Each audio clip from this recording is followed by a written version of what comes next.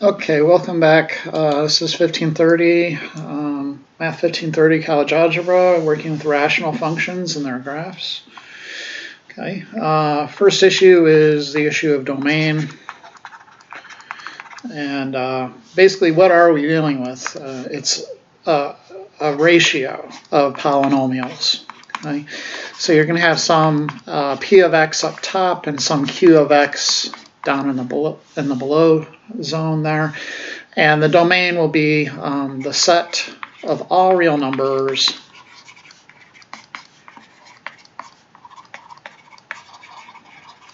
x such that q of x is not equal to 0. Okay, so you just have to make sure that denominator is not 0. So let's take a look at an example from the book. And we have h of x equaling x plus 8 all over x squared minus 64. Okay, so we take the denominator and just set it equal to 0, and that'll give us our restrictions. So x squared minus 64, set equal to 0, so x squared is 64. Square root property says x is plus or minus square root of 64, which is 8. So the domain will be the set of all real numbers except 8 and negative 8 in interval notation, negative infinity to negative 8, union with negative 8 to positive 8, union with 8 to infinity. Okay.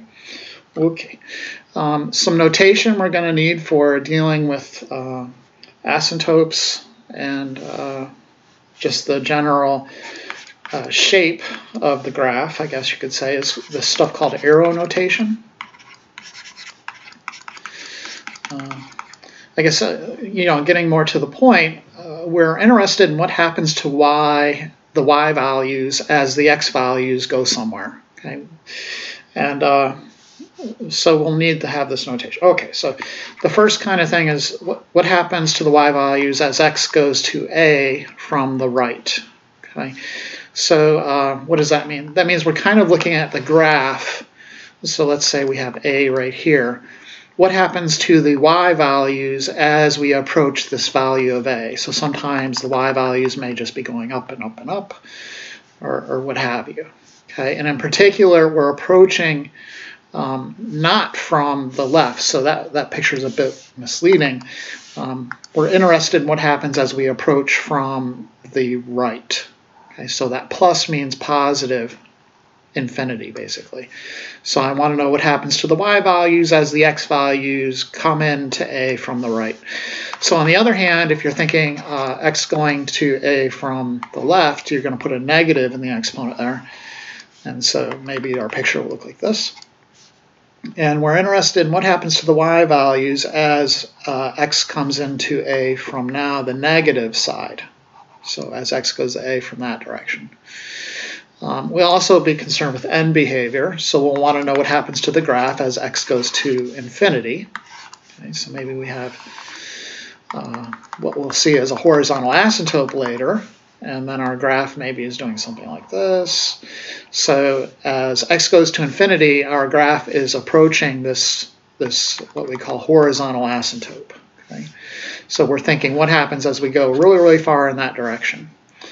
And then similarly, what happens to x as x goes to negative infinity? Or what happens to the y values as x goes to negative infinity? So maybe this time we have a slant asymptote. And as x goes to negative infinity, the values of y also go to negative infinity, like this. Okay, so we're interested in what happens to the y values as the x values go in that direction. Okay, so let's take a look at a picture that hopefully will clear up any misunderstandings with regards to these issues. And here we go. So we have a couple of asymptotes, 1, 2, 3, 4, one at negative 3,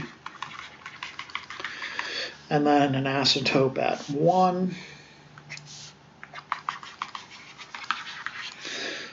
2, 3, let's get some extra points there.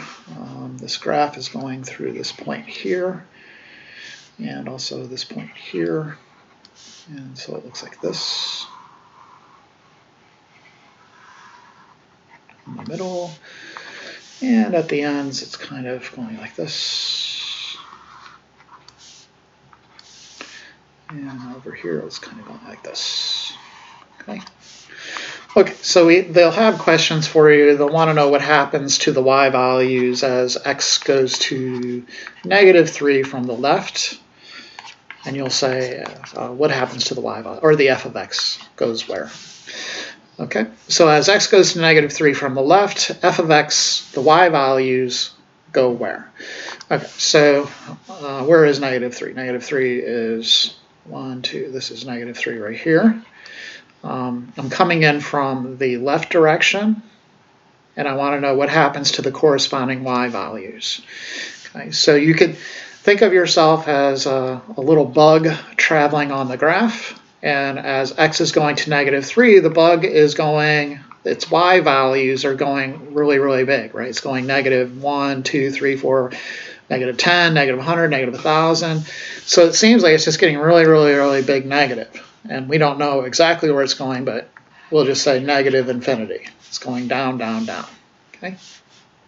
Okay, what else do they want to know?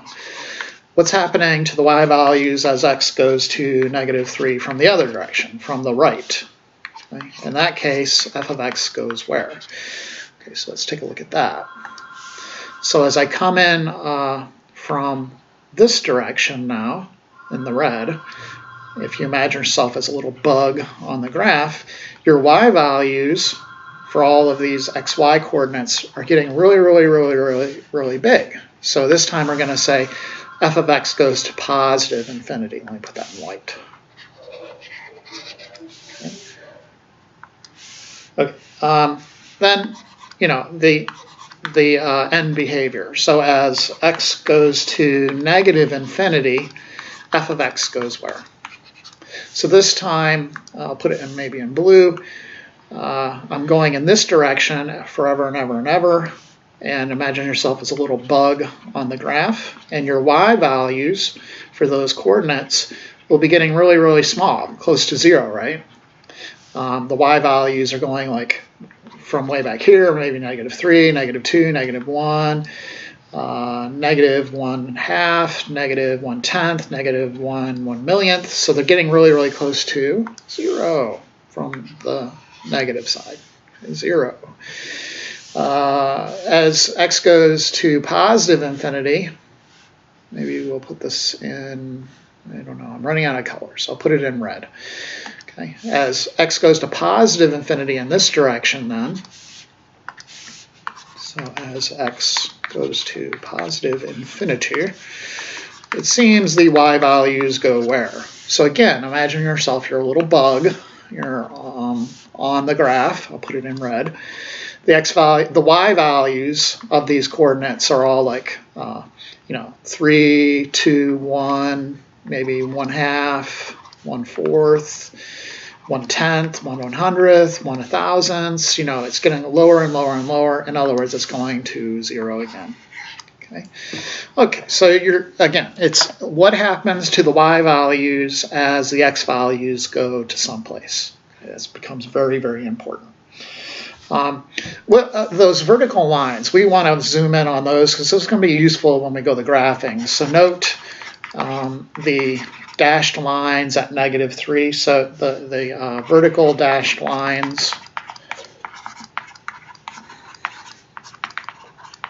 at x equals -3 and x equals 1. These things are called vertical asymptotes.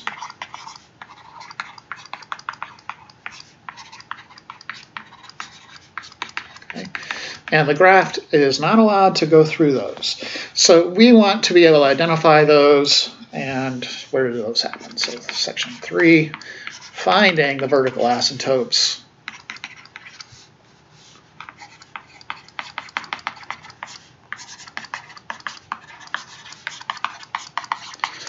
It's basically kind of where the denominator is equal to 0. Okay, kind of. Okay, so given your rational function, f of x equals p of x over q of x, there's going to be vertical asymptotes. I'll just abbreviate them as VA, when Q of X is equal to 0, but P of X is not. Okay.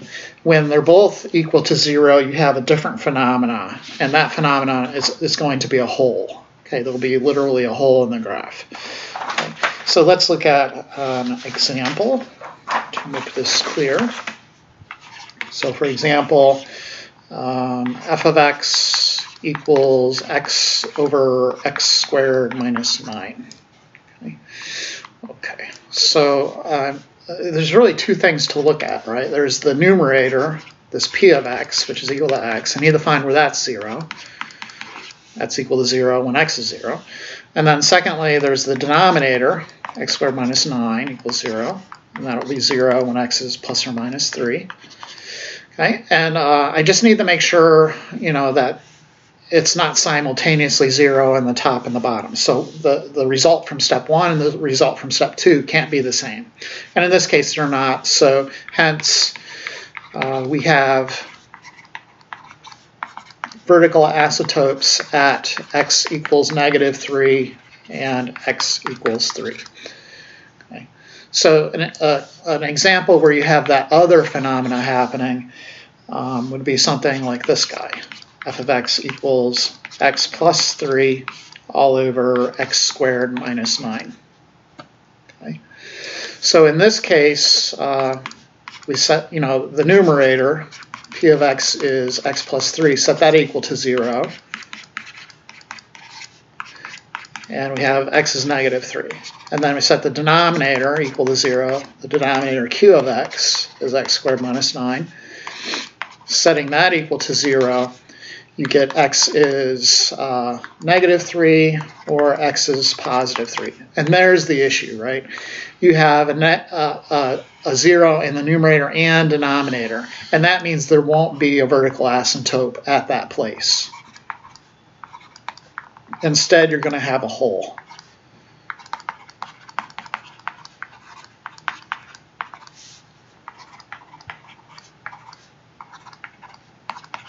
But there will be a vertical asymptote at 3. So hence, we have a vertical asymptote at x equals 3. To get an idea of what this looks like, we can do some cancellation. And they actually call this a removable discontinuity, when you can remove kind of part of the expression. Okay, so x plus 3 over x squared minus 9. What is that? That's x plus 3 all over x plus 3 times x minus 3. And then you see you can remove this part of the expression. Okay, that'll equal 1 over x minus 3. We can graph that thing. Okay, how can we graph that thing? It's because we know how to graph y equals x 1 over x. Okay, so what was that thing look like? What did that thing look like? So if I have, here's my xy plane, y equals 1 over x is this thing. So its asymptote is at x equals 0. Oops. Looks like this. So you can move it up and down. If you wanted to graph y equals 1 over x plus 1, what do? You just move it up one place. Okay, so it'll look like this. If you want to graph y equals 1 over x minus 1, you're going to shift it over to the right one place. Okay, so you'll have a new sort of asymptote right there, and it will look like this.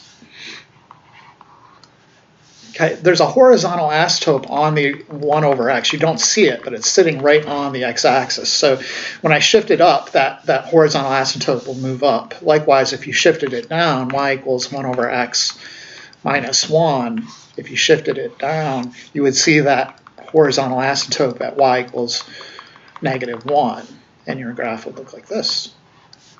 Okay.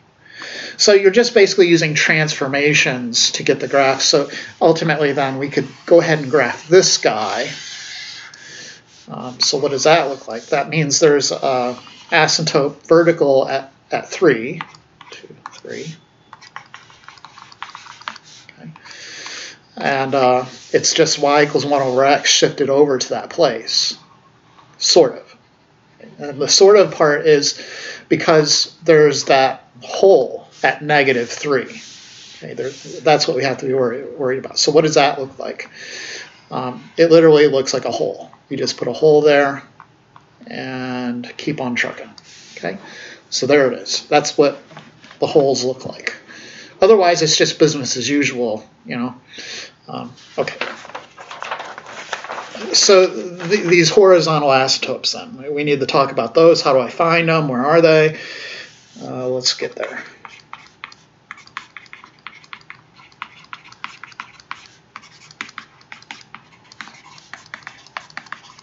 Right. So it's instead of vertical, it's horizontal. So here's a horizontal asymptote above at y equals -1.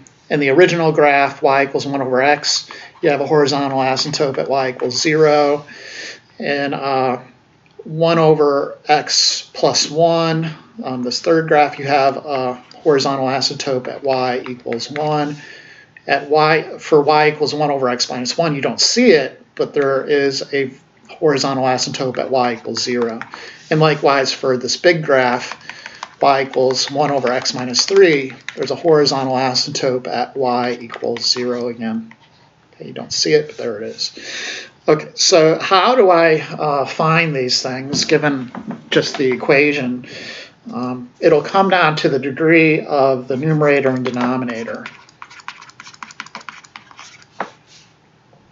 So given, again, one of these rational functions with p of x on top and q of x on the bottom,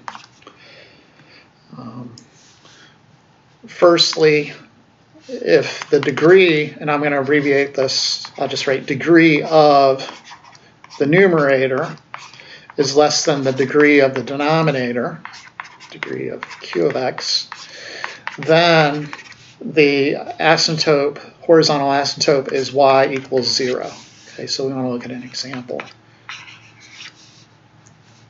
Basically, the graphs we were just dealing with, right? So y equals 1 over x minus 3. The degree of the numerator here is 0. The degree of the denominator is 1.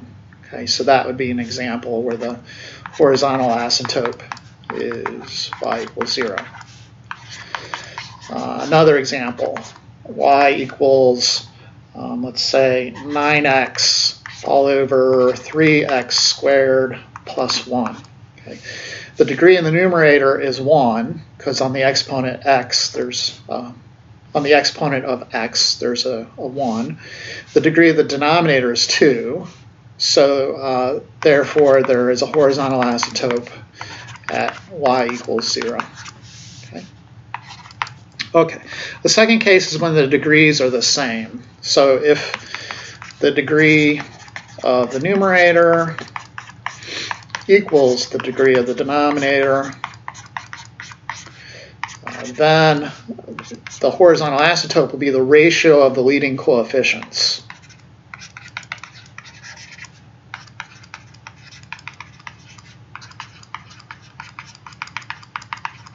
Okay, so what does that mean? Example, y equals 9x squared all over 3x squared plus 1.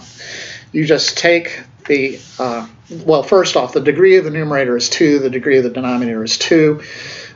So therefore, we're just going to take the leading coefficients, just like that, and that will be the horizontal asymptote. So the horizontal asymptote is y equals 9/3, which is 3. Okay, trickier example, let's say y equals 3x squared minus 2x to the 5th plus 5 all over 4x to the 5th minus 2x cubed plus 1. Okay, this one's tricky because they don't put the polynomials in order. So in the numerator, the degree is not 2. The degree is actually 5, right? In the denominator, the degree is also 5. So the degree of the numerator and denominator are the same. So we just do the ratio of the leading coefficients. But in the numerator, the leading coefficient is not 3. It's whatever's attached to the high degree term. So it's actually -2. Okay, so you have to be a little careful. So in this case, the horizontal asymptote is y equals -2/4, which is -1/2. Okay, the third case then is when you have if the degree of p of x exceeds the degree of q of x. Then you're not going to have a horizontal asymptote. Then none. Okay. You will have some sort of slant asymptote though. Okay, or even a weirdly shaped asymptote, maybe like a quadratic asymptote or something like that. It just depends on how far apart the degrees are. Okay, we'll talk about slant asymptotes in a little bit if the degrees are just 1 apart. Okay, so anyways, let's look at some examples of this. So y equals something like 9x cubed all over 2x squared plus 5. Right, the degree of the numerator is 3. The degree of the denominator is 2, so therefore there are no vertical asymptotes. Okay. Okay. This gives us a pretty good set of tools for graphing. There's one more issue I kind of want to hit, but I don't think the book does a good job of it. And that's dealing with even and oddness in this context. And it's similar to what you did with polynomials. So if you remember, an even function kind of like stays the same. So first even. So if f of -x equals f of x, it's even, right? And in the polynomial version, maybe you would have something like f of x equals x squared minus 1. So you plug in -x, you get -x squared minus 1, which is equal to x squared minus 1, which is equal to f of x. Okay, that thing is even. Okay, secondly then is the odd issue, and that happens when f of -x is equal to negative f of x. Okay, so an example. That would be like when you have f of x equals x cubed minus x. Okay, so f of -x would be negative x cubed minus negative x, which would be negative x cubed plus x, and then if you factor out the negative, you get x cubed minus x, which is negative f of x. In other words, it's odd. You can also have the case where it's neither, okay? And maybe you saw that on the test. With rational functions, it's kind of like you want to just look at the numerator and denominators, okay? And then treat them as polynomials and see what happens in those cases. So now then, given f of x equals p of x over q of x, the even version, what do we need for that to be even? We need p of -x equal p of x, and q of -x equals q of x, or p of -x equals negative p of x, and q of -x equals negative q of x. Okay, so that's the even case. The odd case, you kind of want the same thing. It's just you want p of x to be negative and q of x to end up positive, or vice versa. So for odd, you need p of -x to equal negative p of x, and then q of negative x to just equal q of x, because then you'll have a ratio of negative over positive, which is negative. Or, okay, you'll want p of negative x to equal p of x, and q of negative x to equal negative q of x. Okay. Okie dokie. Even symmetry in the software, they're also going to call this y-axis symmetry. I don't know, they're being jerks. Symmetry. Odd symmetry is also known as origin symmetry. Okay, just for the software. Okay, so I want to look at some of the examples from my math lab, just so we're on the same page here. The neithers are easy, because when it's neither, you're not going to have like p of negative x equaling p of x or negative p of x. Basically what you'll see is like one sign will change, but the other sign won't change. Okay, so let me get, oh, don't tell me okay, one second. Okay, so what I want to do is kind of just look at some of the WebAssign problems where you're trying to figure out the symmetry and see how that goes. Okay, so f of x is 5x all over x minus 4. And you know, in the numerator, it's going to, you know, p of x is 5x, right? So if you put in p of negative x, you're going to get negative 5 times negative x, which is negative 5x, which is equal to negative p of x. Okay. The q of x is a troublemaker, though. So q of x is x minus 4. And here with q of negative x, you're going to get this negative x minus 4. So when you see one sign changes, but the other sign changes, so I'm going from positive x, negative 4 to negative x, negative 4. So when one sign changes but the other sign changes, that's a deal breaker. Okay, that means that this thing is neither. So you can automatically just say it's neither and go on with your life. So let's click neither. Final check. Yay. All right, let's look at the next. Okay, this guy. So f of x equals 6x squared all over x squared minus 1. This one is obviously even. If you don't get it, let's take a look. So p of negative x is equal to 6 times negative x squared, which is 6x squared, which is p of x. Okay. Q of negative x is negative x squared minus 1, which is x squared minus 1, which is q of x.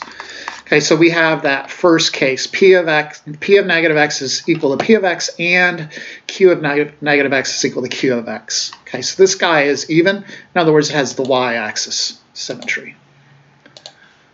Okay. This guy, it's even. Okay. Okay, so f of x is equal to negative 1 all over x squared minus 4. You can move that negative into the numerator. Okay, so p of negative x, whatever you put in there's nothing to put in. It's a constant function, so you just get negative 1. That's equal to p of x. And then the denominator, q of negative x, negative x squared minus 4 is x squared minus 4, which is equal to q of x. So again, this one is the y-axis. It's even. Okay. This guy even, right? You could tell because of the squared parts there. It's the numerator is not going to change and the denominator is not going to change. This guy is neither because of that numerator. Okay, so let's look at it. F of x is x minus 7 over x squared minus 49. So p of negative x is going to be negative x minus 7. So when you get one sign changes but the other one doesn't, so I go from x to negative x, that's one sign change, but negative 7 to negative 7, no. That won't work. That means it's neither. Okay, that's a big red flag. The denominator stays the same. It's neither. Okay, let's go to the next one. This one will also be neither, and it's because of the numerator. So hopefully you can see the function, so I don't have to write it out again. But the numerator is x squared plus x minus 12.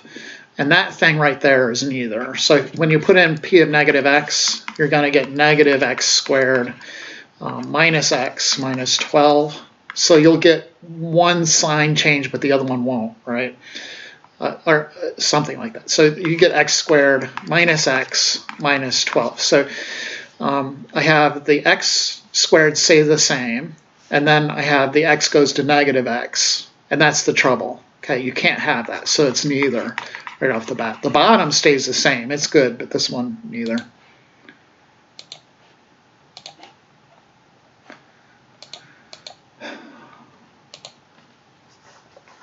This one will suffer the same fate. So if you, in the numerator, if you have 5x squared plus x plus minus 6, something like that, it's neither. Let's just make this solid. P of negative x is 5 times negative x squared plus negative x minus 6, which is 5x squared minus x minus 6. So the 5x squared stays the same sign, but then that x changes sign. And then the negative 6. So they all have to change sign, or they all have to stay the same for it to work. And if that doesn't happen, then, you know, even though I'm just looking at the numerator, it's neither. Okay.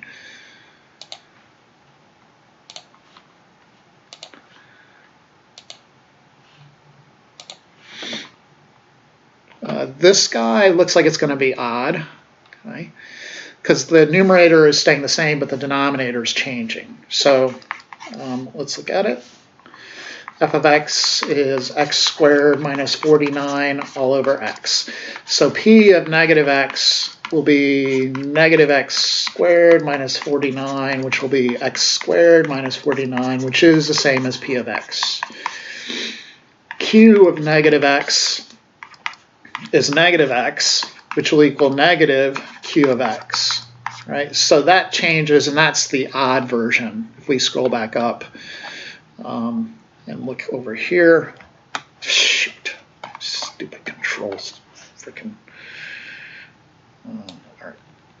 So in the odd version, this is the second version. So p of x stayed the same, but q of x changed sign. Okay, so that means it's odd symmetry. Or origin symmetry. Oh, and it didn't even ask. Okay, well, it is. So the next one, this one's neither because of that numerator. If it has ax squared plus bx plus c, it's automatically neither. And that'll get you through the problems. Okay. So hopefully that clears that issue up. Let's go ahead now and work with graphing. So I think this is section 6 in my notes, graphing. And first is always going to be the issue, is it even or odd? And we just went through that. Secondly, then, get the y and the x-intercepts. Thirdly, get your vertical and horizontal asymptotes. Fourthly, start graphing it. So graph all the intercepts and the asymptotes. And then fifthly, I would say pick some extra points to help you out in a table of values, okay? And that will get the job done. So let's look at an example from the book. So we have f of x equaling 3x minus 3 all over x minus 2. And first, even or odd. So p of negative x is 3 times negative x minus 3, which is negative 3x minus 3. So we have one sign change, but the other one doesn't. That automatically means it's neither. Okay? All signs have to change, or all signs have to stay the same for it to even have hope of being even or odd. Okay. Okay. So then, secondly, we have to look for the x and y intercepts. So the y-intercept is where x is equal to 0. So we have y equals -3 over -2, so 3/2. The x-intercept is where y equals 0. And usually that just comes down to setting the numerator equal to 0. Okay? Because ultimately, to solve this equation, you multiply both sides by x minus 2. It's a rational equation. Okay, so you'd end up with 3x, the numerator, minus 3 equaling 0, and then you solve that. So x equals 1 for the intercept. Horizontal and vertical asymptotes. So let's do the vertical first. For vertical asymptotes, those are the places where the denominator is equal to 0, but the numerator is not. Okay, so usually you just take the denominator and set it equal to 0, and you get your answer. Then the horizontal asymptotes, that's where you're looking at the degrees of the coefficient and the degree of the numerator and denominator. In this case, the degrees are both 1, so you just do a ratio of the coefficients of the leading terms. And in our case, it'll just be 3 over 1, okay, for the horizontal asymptote. So y is 3. And then we want to start drawing the picture.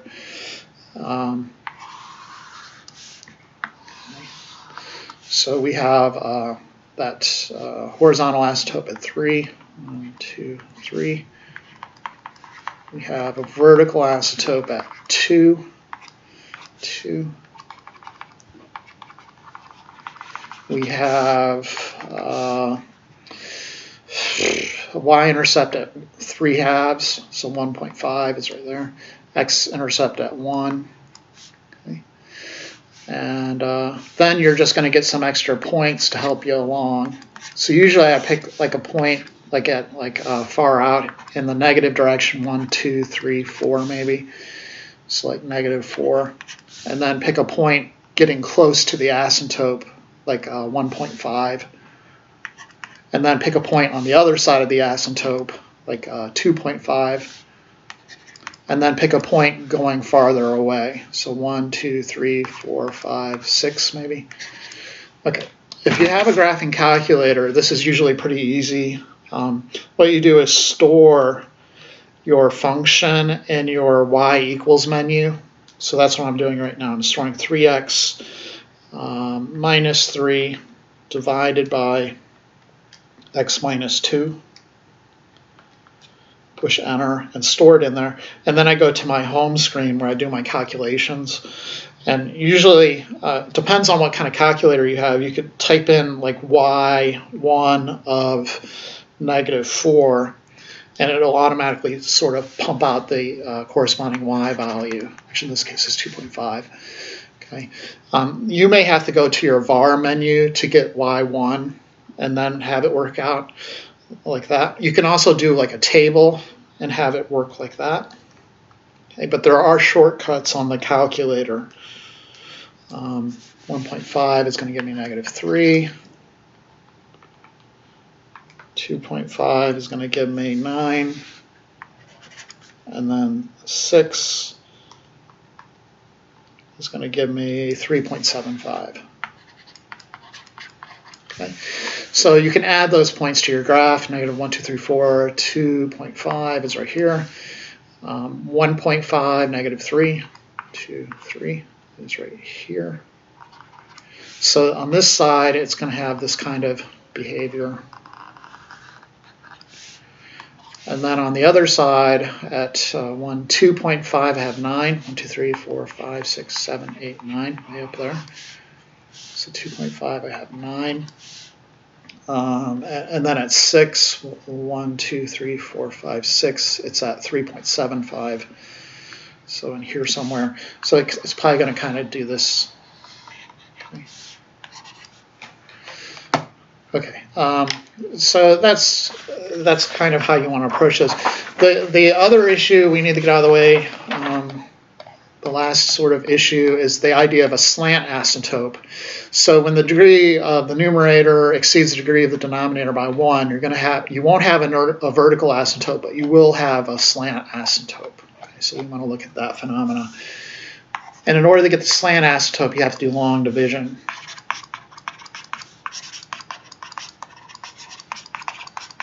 Okay, so this requires long division.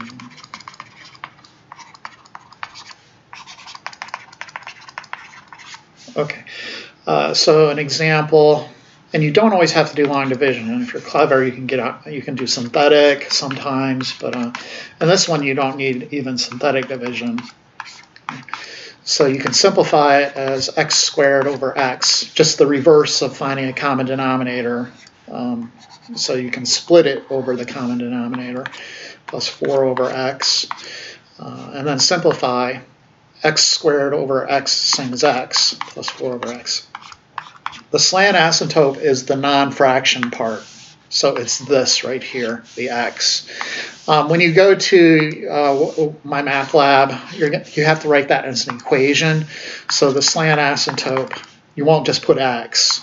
You have to put y equals x. Okay, let's look at a more complicated one. And we'll go through the whole spiel on this, but let's get the slant asymptote first. So f of x equals x cubed plus 1 all over x squared plus 2x. Okay. So first let's get the slant asymptote. The numerator's degree is 3, the denominator's degree is 2. That's a 2 there. Doesn't look like it, but x squared plus 2x. Okay. So to get the slant asymptote, we have to do long division.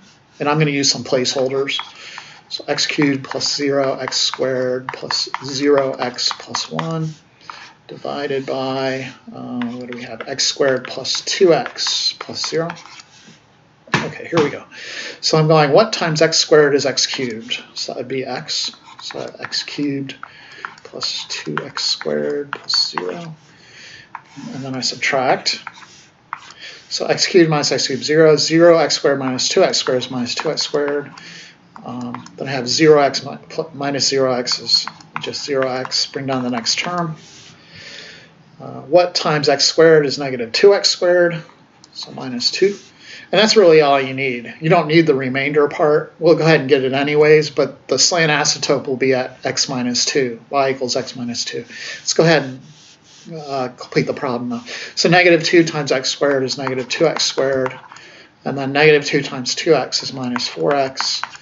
Negative 2 times 0 is 0, and then I subtract, I get 0, 4x, and then plus 1, right? So again, this remainder part is not really important. What is important for the slant asymptote is this part up here. That will be your slant asymptote. Okay, so we have a slant asymptote at y equals x minus 2. Okay. And why is that? Well, this function, f of x, is x cubed plus 1 all over x squared plus 2x. It's actually equal to then x minus 2 plus 4x plus 1 all over x squared plus 2x. Okay. This part of it, when x is really super big, is going to be really close to 0. In other words, as x goes to infinity, this thing, 4x plus 1 all over x squared plus 2x, will get really close to 0. And the remaining part of the graph will just look like the x minus 2 part. Okay, so that's why the graph will conform to this line y equals x minus 2. Okay, and we'll see that in the picture. So let's go ahead and get the picture, right? Let's do the even, oddness, all that great stuff. So first, is it even or odd? Okay, so the numerator is, what was it? X cubed plus 1. And that's trouble, right? Because if you put in negative x, one sign will change, but then plus 1 will stay the same. So you'll have negative x cubed plus 1, which will be negative x cubed plus 1. In other words, the first term sign changed, the second didn't. And that's bad news. That means no. Okay, you need all signs to change or all signs to stay the same to even have hope of being even or odd. So this is neither. Okay, then secondly, we need the x and y intercepts. So for the y-intercept, you let x equal 0. So I'll have, maybe I should have done my x-intercept first, right? Anyways, for the y-intercept, you let x equal 0, so I have y equals 0 plus 1 all over. And what is my function? Let me just write it again up here. What is it? X cubed plus 1 all over x squared plus 2x. Okay, so I get 0 plus 1 over 0 plus 0. That's bad news. You can't divide by 0, so that means there's no y-intercept. For x-intercepts, you let y equal 0, and that usually just comes down to setting the numerator equal to 0, so let's just do that. Solving for x cubed is negative 1. You could take the cube root of a negative, okay? The cube root of negative 1 is just negative 1, so there's our x-intercept. Then we need the horizontal asymptotes and the vertical asymptotes. Let's do vertical first, and then look at the horizontal. So vertical asymptotes where the denominator equals 0, so long as the numerator is not simultaneously 0. So we'll have x times x plus 2. In other words, we have a vertical asymptote at 0, and then one at negative 2. Horizontal asymptotes, we don't have one here, but we have the slant asymptote, right? The horizontal asymptotes, the numerator's degree is exceeding the denominator's degree, so there's no horizontal, but there is a slant. So I'll just slide that in here. Y equals x minus 2, which we found from long division. Okay, a lot of work. Okay, so let's now go to the graph and see if we can get a picture. Okay. So the x-intercept at negative 1, no y-intercept. There's horizontal, vertical asymptotes at 0 and negative 2. This is going to be hard to see the one at 0. It's right on the y-axis. Okay. And then there's a slant asymptote at y equals x minus 2. So remember, y equals mx plus b. So here the slope is 1 and the y-intercept is at negative 2. So plot negative 2 and then use the slope, go up 1 over 1, up 1 over 1, up 1 over 1. Okay. And that will give us our slant asymptote. And the graph will conform to that thing as x goes to infinity. Okay, so maybe I'm going to need a little more room down here to graph the guy. Okay. Okay, now I want some extra points to help me figure this out. So again, what I do is kind of pick points way out in the negative direction. Not way out, but kind of out. 1, 2, 3, 4, 5, 6. Then I'll pick some points close to the asymptotes, so negative 1, 2, negative 3, maybe negative 2.5. And then on the other side, negative 1.5.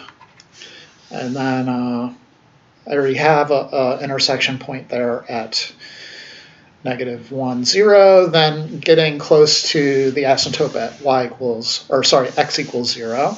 I'll pick negative 0.5. And on the other side of x equals 0, I'll pick 0.5. And then I'll just try 1, and then 2, 1, 2, 3, 4, 5, 6, maybe 1 out at 6. And hopefully that'll give me a pretty good picture. So let me plot that into my calculator. So again, I'm just going to go to my y equals menu. As my calculator decides it wants to work with me today. So I'm going to my y equals, and I'm going to type this function in. So I have x cubed plus 1. Oh, my calculator is being a jerk. I think it needs the little battery. I just replaced the big batteries. It needs the little battery. Okay, so my calculator is dead. Let me just go ahead and give you the picture. It's going to, in the long run, it conforms to the slant asymptote. So it's going to look like this, kind of. Okay, and then it's going to go to negative infinity as we approach this -2 asymptote. And then in the middle, it's kind of like it kind of goes like this, like a cubic, but there's asymptotes on either side. Okay. And then on the others, on this end, it'll approach infinity as we go towards 0, but then it'll conform then to the asymptote as we go towards positive infinity. Okay, so kind of a crazy looking guy. And it's kind of mind-blowing that you can draw something so crazy, Anyways, there's that, and I think we'll just leave it there, and we'll see you next time. Thanks for watching.